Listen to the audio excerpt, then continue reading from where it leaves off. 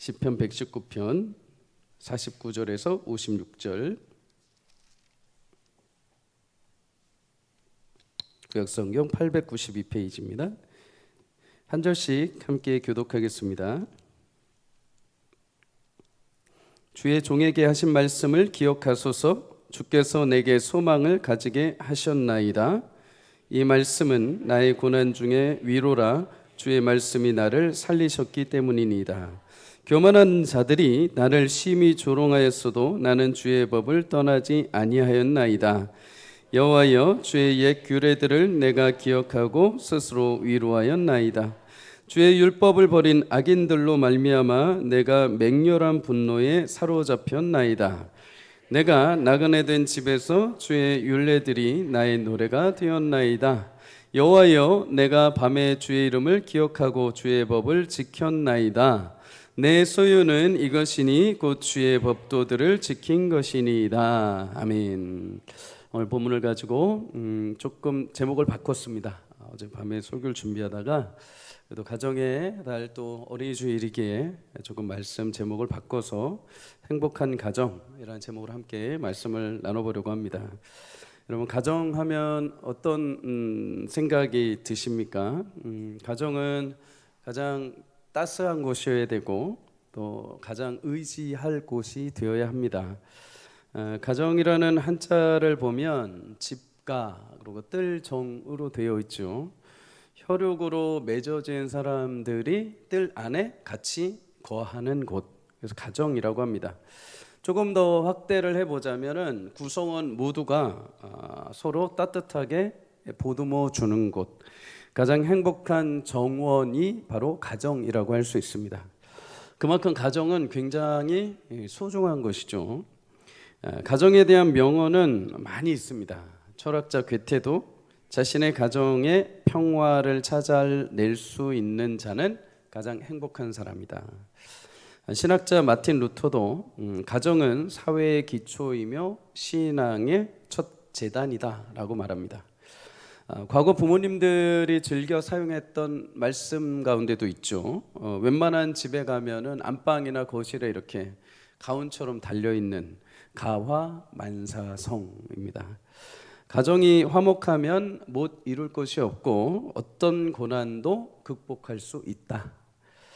그만큼 가정이 사회에서뿐만 아니라 교회에서뿐만 아니라 가장 인간의 삶에 있어서 기초가 되고 행복의 근간이 된다는 것입니다.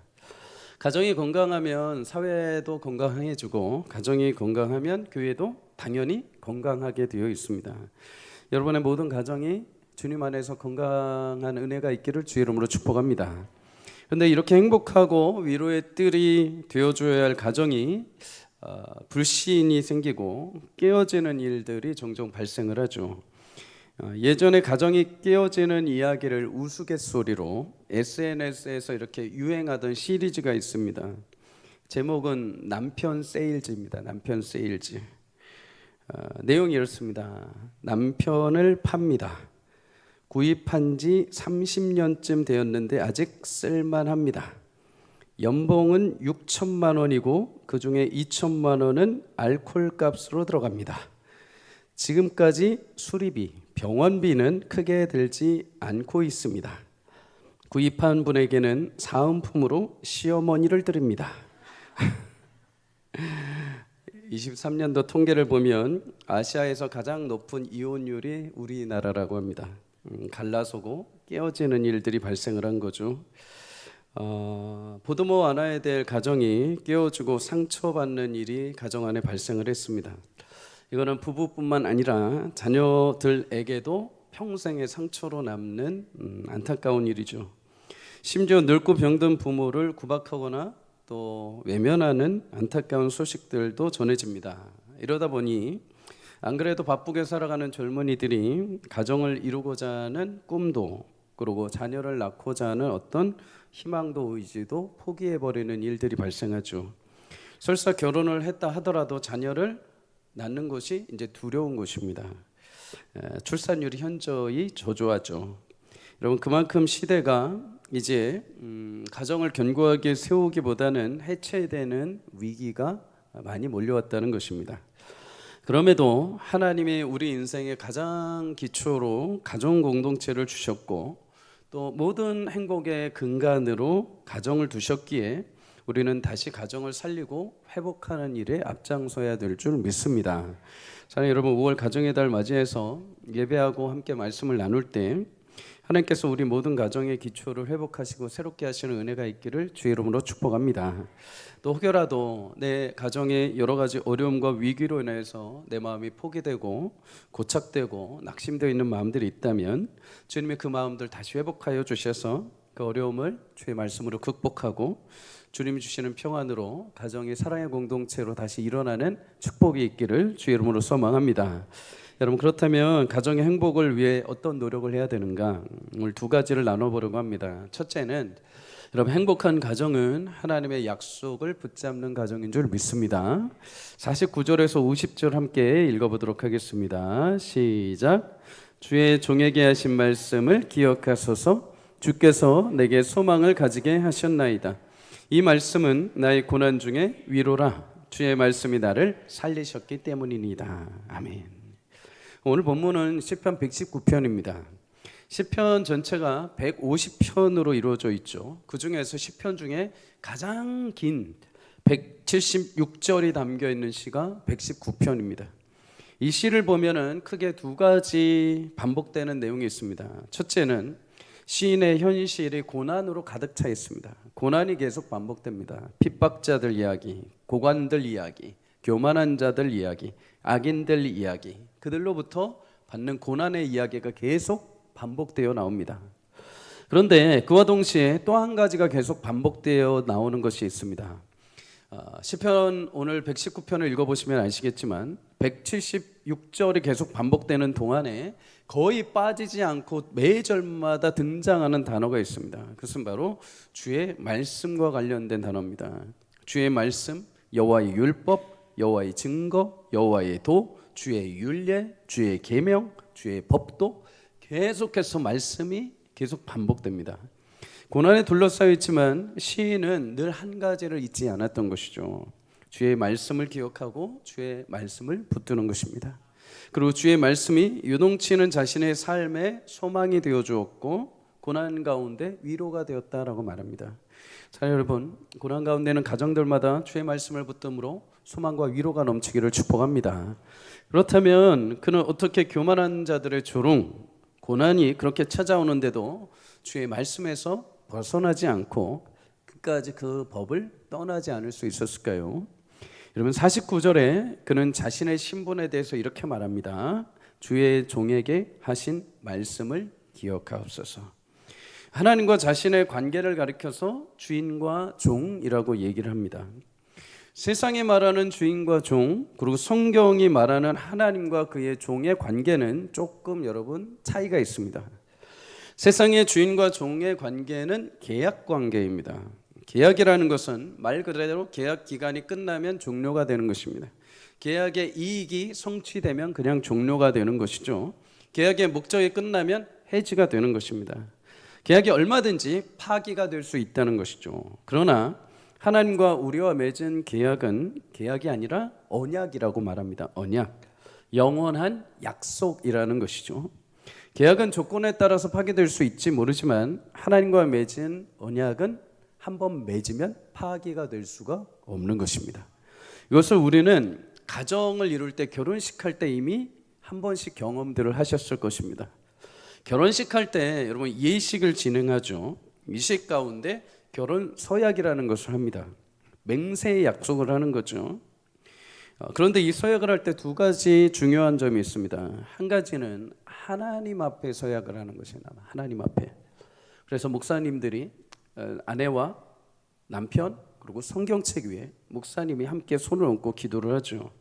그것은 그냥 단순히 두 사람이 만나서 감정적으로 좋아서 즉흥적으로 사랑해서가 아니라 우리를 하나님이 섭리 가운데 만나게 하셨고 하나님이 서로 돕는 배필로 맺어 주셨다는 확신과 믿음 아래서 서로 최선을 다해 섬기겠다는 하나님 앞에서의 약속인 것입니다. 하나님이 두 사람을 맺어 주셨다는 약속, 증인으로 하나님 앞에 서서 두 사람이 언약을 맺는 것이죠. 또 한 가지 중요한 것이 있습니다. 서약의 내용이죠. 여러분 서약하실 때 혹시 나는 60세까지만 당신을 사랑하겠습니다, 나는 당신의 머리에 흰머리가 나기 시작할 때까지만 사랑하겠습니다, 이런 무신 분 계십니까? 그렇지 않죠. 나는 머리가 하얘지든 나는 당신이 늙든 내 평생토록 내 아내와 남편을 사랑하겠습니다 라고 서약들을 하셨을 것입니다. 하셨어요. 기억이 안 나실지 모르지만 여러분 서약은 어떤 계약 조건으로 하는 것이 아닙니다. 영원한 약속으로 하는 거죠. 서로를 향해서 평생에 대해서 내가 죽을 때까지 그 약속을 지키겠습니다 라는 영원한 약속입니다. 마찬가지죠. 오늘 시편 기자가 고난 가운데서도 주의 말씀을 기억해 달라고 하는 이유, 그리고 그 말씀으로부터 내가 고난 가운데서도 위로를 얻을 수 있는 이유, 나를 향하신 하나님의 약속의 말씀이 어떤 계약 조건으로 끝나는 것이 아니라, 지금 내 고난의 현실로 끝나는 것이 아니라 나와 함께 맺으신 하나님의 영원하신 흔들리지 않는 약속에 있기 때문입니다. 하나님이 나를 향하신 그 구원의 약속을 이루실 것을 믿기에 나는 고난 가운데 처해 있을지라도 현실 속에서 늘 언제나 나를 위해서 일하시는 하나님의 소망, 하나님의 언약을 내가 붙들기에 하나님 앞에 내가 위로가 된다는 것입니다. 그래서 여러분 우리가 항상 현실 가운데 있을지라도 고난 가운데 있을지라도 말씀을 보며 우리가 위로를 얻게 되죠. 말씀을 통해서 우리는 힘을 얻게 되는 것입니다. 예전에 이재철 목사님이 설교 가운데 이런 이야기를 하셨습니다. 자신의 친구 중에 온유하면서 강인한 성품의 친구가 있었다고 합니다. 오랜 세월 동안 그 친구가 눈물을 흘리는 것을 단 한 차례도 본 적이 없었다고 하죠. 그런 친구가 어느 날 목사님 앞에 와서 눈물을 흘리더랍니다. 30이 넘은 자식이 속썩이는 이야기를 하다가 감정을 주체할 수 없으니까 갑자기 눈물이 퐁 터져 흘러나온 거죠. 평생 처음으로 그 강인했던 친구의 눈물을 처음으로 봤다고 하십니다. 그러니까 얼마나 마음이 아팠겠습니까?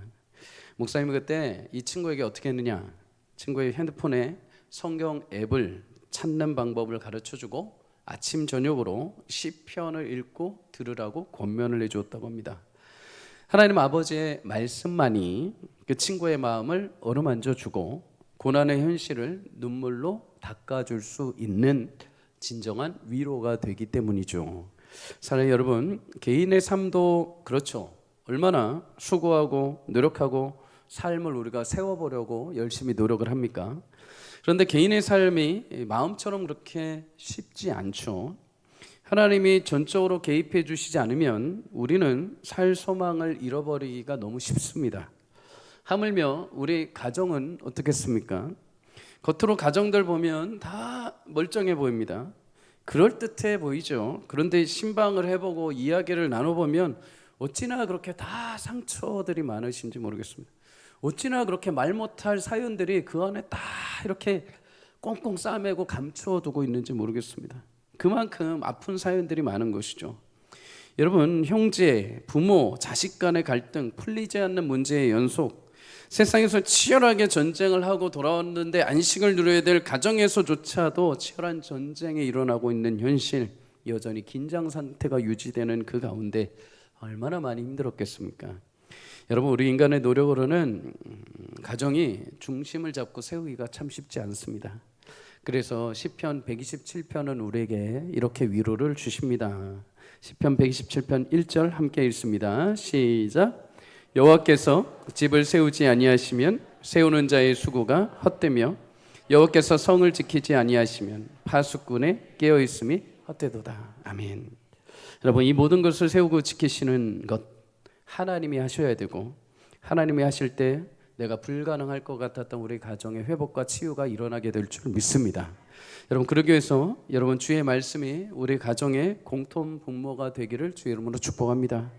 그런데 오늘 시편 기자가 고난 가운데 소망을 품고 위로를 얻었던 것, 하나님의 약속의 말씀을 기억하시고 하나님이 실행하시는 것도 있지만 52절에 보면 시편 기자 자신이 고난의 현실 속에서 옛 규례, 곧 하나님의 말씀, 그 약속의 말씀을 내가 기억하고 그것을 내가 찾아보고 그것을 내가 스스로 그 말씀 안에서 위로를 얻었다라고 말합니다. 여러분, 고난과 어려움이 찾아올 때마다 마음이 얼마나 갈등이 심합니까? 우리 가정 앞으로 어떻게 될까? 내 자녀 이렇게 놔도 되나? 내가 혹시 뭐 잘못한 거 있나? 우리 가정 이대로 끝인가? 수많은 사단의 낙심케 하는 유혹과 주변의 이야기들이 우리 귀에 매번 깃돕니다.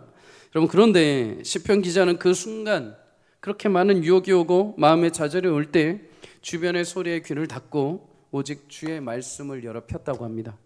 그랬을 때 그 말씀 가운데 주시는 위로와 그 말씀 가운데 주시는 소망이 자신을 살렸다라는 것이죠. 여러분, 힘들고 어려운 고난이 찾아올 때 그냥 가만히 앉아서 우두커니 앉아서 하나님 어떻게 합니까? 라고 하는 것도 좋지만 말씀을 펴서 스스로 하나님 말씀을 찾아 그 말씀 가운데 위로와 은혜를 여러분 누릴 수 있기를 주의 이름으로 축복합니다. 정 안 되면 하나님 앞에 나와서 그 말씀을 붙들고 울기라도 하십시오. 여러분, 그래도 우는 자들은 영적인 감각이 있는 자들입니다.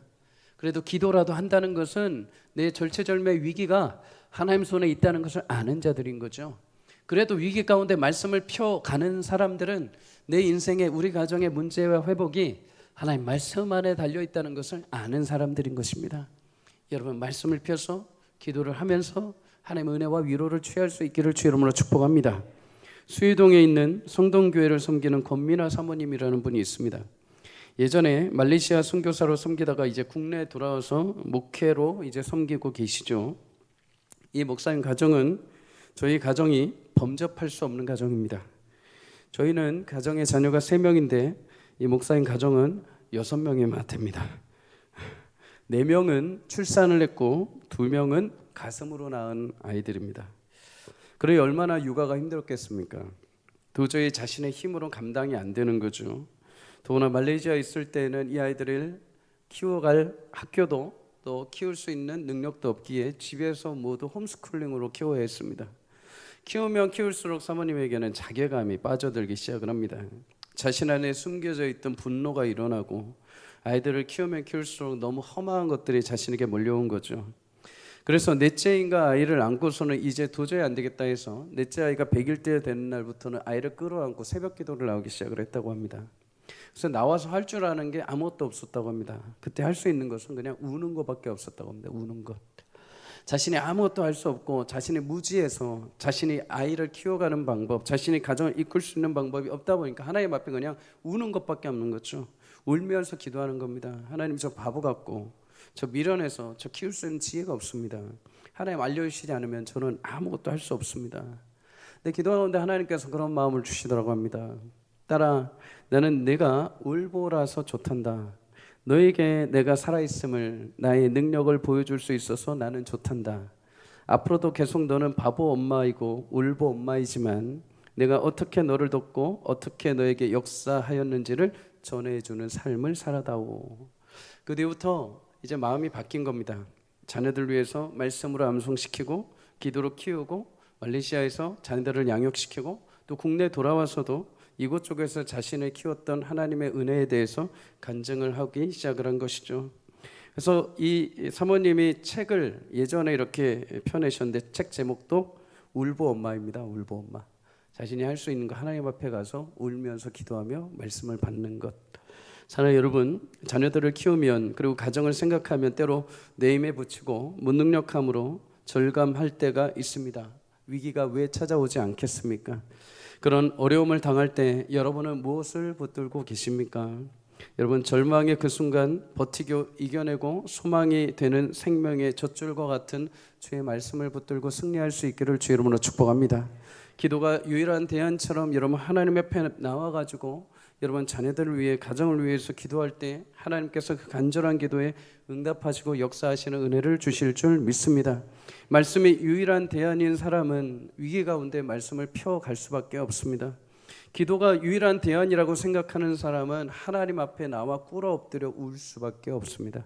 하나님은 그 간절한 믿음과 진실함을 보시고 여러분의 가정에 모든 얽혀있던 것들을 풀어내시고 여러분 인생의 자녀들의 삶 가운데 역사하셔서 우리 인생의 말씀의 중심이 되고 그 말씀을 통해서 위로와 소망을 얻게 하시는 축복을 우리 가정들에게 허락해 주실 줄 믿습니다. 자, 여러분, 우리 온 가정들이 주의 말씀이 기준이 되기를 주의 이름으로 축복합니다. 내 생각, 내 관념대로 내가 생각했던 대로 자녀를 끌어가 봐야 잘 되지 않죠. 내가 생각한 대로 남편을, 내가 생각한 대로 아내를 끌어갈 수가 없죠. 오직 주의 말씀이 기초가 될 때 그 가정이 하나님이 처음에 예비하셨던 에덴 동산에 주셨던 그 언약을 중심으로 주셨던 생명의 은혜가 여러분 모든 가정 가운데 흘러넘치는 축복이 있기를 주의 이름으로 간절히 소망합니다. 여러분 사실 오늘 고난에 대해서 숨겨진 이유가 하나 있습니다. 오늘 시편 119편 67절에 보면 사실 이 고난이 왜 발생했는지 사실 정확하게 말씀해 줍니다. 고난 당하기 전에는 내가 그릇 행하였더니 이제는 주의 말씀을 지키나이다. 여러분 한마디로 지금 당하는 고난이 내가 그릇 행하여서, 내가 하나님을 알기 전에 내가 실수하고 잘못함으로 찾아온 어려움이라는 것입니다. 그러니 여러분 얼마나 자괴감이 들겠습니까? 얼마나 내 실수, 내 잘못으로 인해서 가정이 무너지고 해체되고 자녀들이 저렇게 됐다고 생각하면 얼마나 마음이 깨어지겠습니까? 여러분 그 상황에서 시편 기자에게 위로가 된 것은 그를 안아주시고 위로해 주신 하나님의 말씀입니다. 실패 가운데서도 다시 일으켜 세워주신 것이 말씀인 거죠. 실패 가운데 다시 돌아오게 하시고 다시 품에 안아주신 것이 하나님의 말씀인 것이죠. 여러분 이런 경험은 우리 부모님들 뿐만 아니라 우리 자녀들에게도 굉장히 소중합니다. 부모님들은 자녀들 앞에 실패 없는 인생을 만들어 주려고 노력하시죠. 내 자녀만큼은 실패하지 않게, 내 자녀만큼은 어디를 가든 꽃길을 가길, 내 자녀만큼은 승승장구하기를 바라면서 이것저것 많이 투자하고 열심히 관심을 가져주시죠. 그런데 여러분 자녀들 인생 크든 작든 실패는 반드시 찾아오게 되어 있습니다. 시험에 떨어지기도 하고 친구에게 배신당하기도 하고 꿈이 무너질 때도 찾아올 것입니다. 근데 여러분 이때 부모는 자녀에게 실패를 두려워하지 말고 이기는 법을 가르쳐 줘야 됩니다. 어떻게 그렇습니까? 실패했을 때, 고난이 찾아왔을 때 하나님께 돌아갈 수 있는 길을 가르쳐 줘야 됩니다. 언제라도 주께 돌아올 때 주님께서 받아들여 주신다는 것, 언제라도 내가 혹시라도 실패하고 내 마음대로 했을 때 좌절했다 하더라도 언제라도 주께 돌아올 때 주님이 그 품으로 받아들여 주신다는 것을 경험으로 알게 해줘야 됩니다. 사랑하는 여러분, 고난이 찾아왔을 때, 실패했을 때 늘 언제나 말씀 앞으로 돌아가 주께서 여러분들을 보듬어 안아주시는 은혜를 누릴 수 있기를 주의 이름으로 축복합니다. 받아들여짐의 경험을 하는 것이죠.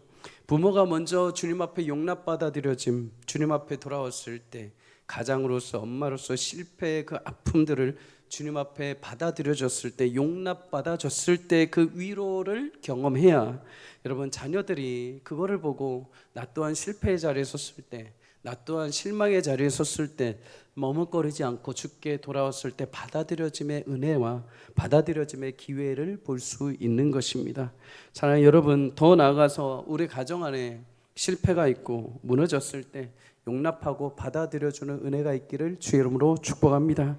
주님께서 여러분 어느 누구라도 주의 말씀으로 돌아올 때 받아들여지고 용납하고 회복하는 은혜를 주실 줄 믿습니다. 그것이 가정이 되어야 되는 거죠. 그것이 하나님이 허락하신 은혜의 품이 되어야 될 줄 믿습니다. 여러분 둘째로 행복한 가정은 하나님의 나라를 이야기하는 가정이 되어야 됩니다.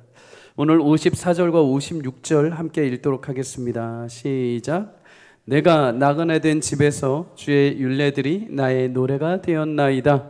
여호와여, 내가 밤에 주의 이름을 기억하고 주의 법을 지켰나이다. 내 소유는 이것이니 곧 주의 법도들을 지킨 것이니이다. 아멘. 오늘 시편 기자는 자신의 집을 가리켜서 나그네 된 집이라고 말합니다. 나그네. 여러분 나그네라는 그 말, 잠시 머물렀다 떠나는 인생을 가리켜 말하죠. 성경은 성도의 인생을 가리켜서 분명히 말합니다. 우리 인생은 나그네 삶이다.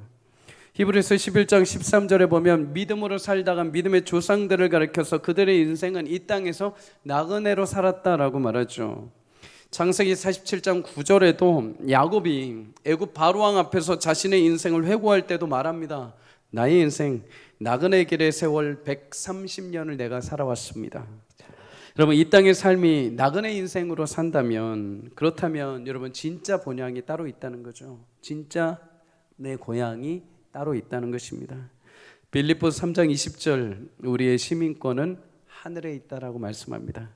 자, 여러분, 우리의 진정한 집은 하나님 나라에 있는 줄 믿습니다. 이곳은 우리가 잠시 거쳐가는 나그네 삶인 거죠. 임시 장막인 거죠. 여러분, 우리 이 땅에 집에 사는 동안에 나그네 삶인 것을 기억해야 됩니다. 나그네 삶의 특징이 있습니다. 짐을 많이 두지 않습니다. 이곳에 오래 있을 거라고 생각하지 않습니다. 늘 언제나 이동할 것을 생각하여서 짐을 두지 않습니다.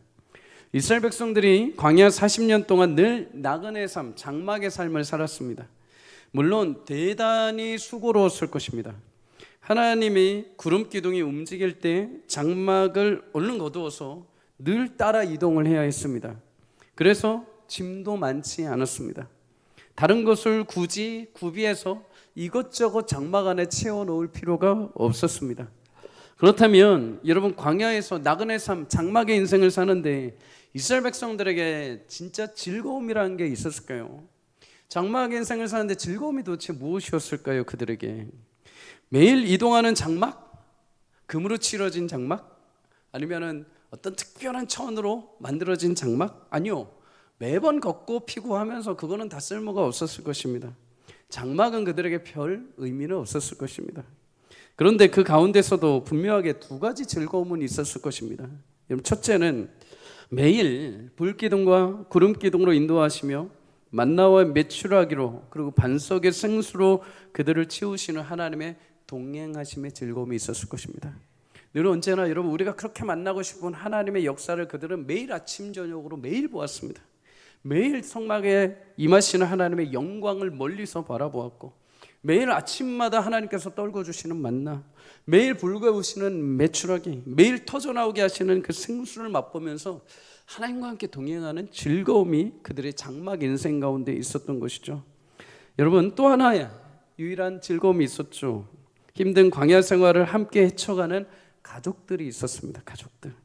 하루 종일 걸어서 밤에 장막을 치고 함께 누운 그곳, 그리고 작지만 만나와 메추라기를 주위에 함께 앉아서 텐트 안에서 그 저녁에 둘러 먹고 마시는 것, 여러분, 그것이 그들의 장막 인생 가운데 가장 즐거운 시간이었습니다.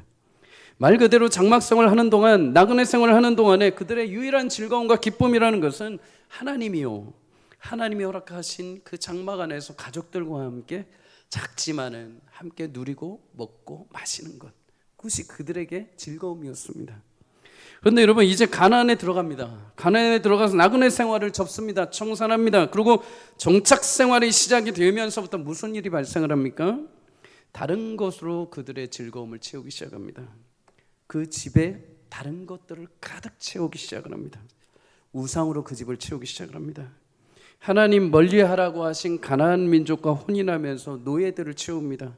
가나안 여인들을 채웁니다. 도덕적 타락으로 가득 채웁니다.